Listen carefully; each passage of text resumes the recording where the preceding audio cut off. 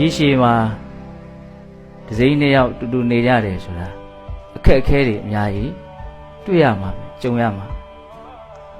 တယောက်နဲ့တယောက်ချစ်ကြတယ်ကြိုက်ကြတယ်ဆိုတာတကယ်တမ်းကဥထုသင်တဘာဝလူတွေဆိုတာအတ္တသမားတွေကြီးပဲလို့ဘုံဘွားတော့အဲ့လိုမြင်တယ်ဘာလို့သူ့ကိုချစ်တာတော့ဆိုရင်အဓိကတော့ကိုယ့်ကိုချစ်လို့ချစ်တာများပါဟုတ်လားကိုယ့်ပေါ်မှာကောင်းတယ်လို့ထင်နေသေးသမျှကျွတ်တို့ချစ်နေကြအောင်မှာဟုတ်တယ်မဟုတ်လား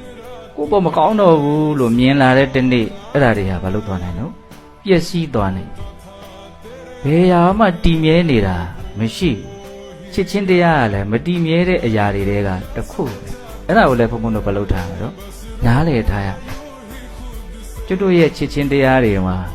ပညာပါမှဒီဥစ္စာ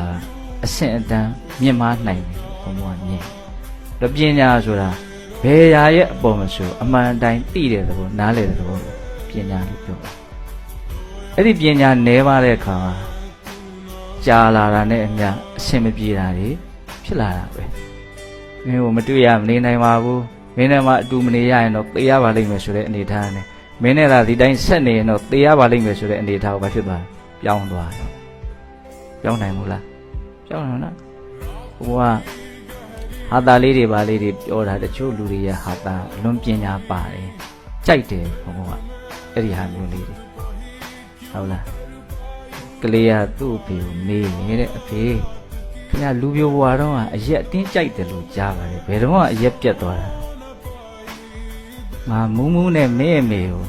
လက်ထပ်ခွင့်တောင်းတဲ့နေ့ကစပြီးတော့အဲ့ဒါငါစိတ်နာပြီးတော့ရက်ပြတ်သွားတယ်လို့ပြောတယ်ဒါဘာတွေပြောနေရလဲဒါတကယ်လူလောကမှာတကယ်ဖြစ်နေတဲ့အမှန်တရားတွေအတူတူသာဆက်ပြီးတော့နေတာနေကြတာစိတ်ထဲကနေခြင်းလှကြည့်ရလို့မရှိဘဲနဲ့စိတ်ကုံရဲနဲ့နေနေတဲ့လူတွေကပိုများမယ်လို့ကျုပ်ကတော့အဲ့လိုထင်တာဟုတ်လားအချောင်းကိုထောက်ဆပြီးအာရီသမီးတွေရှိလာပြီဆိုတော့လေဒီလိုပဲအောင့်အေးပြီးတော့ဗာနှွေးထွေးမှုကမရှိဘဲနဲ့နေကြတာတွေမရှိဘူးလားဒါတွေကသိတာငါတော့အဲ့လိုဖြစ်เสียရဘူးဆိုတဲ့စိတ်မျိုးဖြစ်ဖို့ဘုံဘုံကပြောပြတာဆိုတော့ဦးသိန်းလေးကိုခေါ်မိတာသူကပြောပြတာကောင်းတယ်ပုံပြင်လေးတစ်ခုပဲနော်လင်မယားနှစ်ယောက်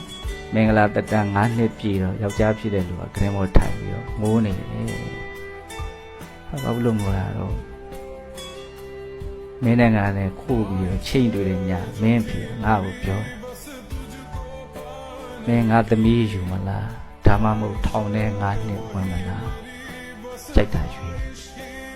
ငါပဲထောင်ထဲဝင်ရပါမို့ကွာမင်းယူမယ်လမ်းကိုပဲငါရွေးလိုက်တာ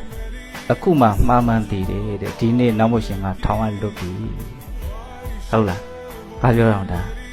ခုတစ်သက်လုံးသွားတော့မှသူ့ထောင်ဟုတ်လားလူတွေကိုယ်တိုင်ပြောတာပါလေဘာလို့တပြောအိမ်ထောင်ပြုတ်တယ်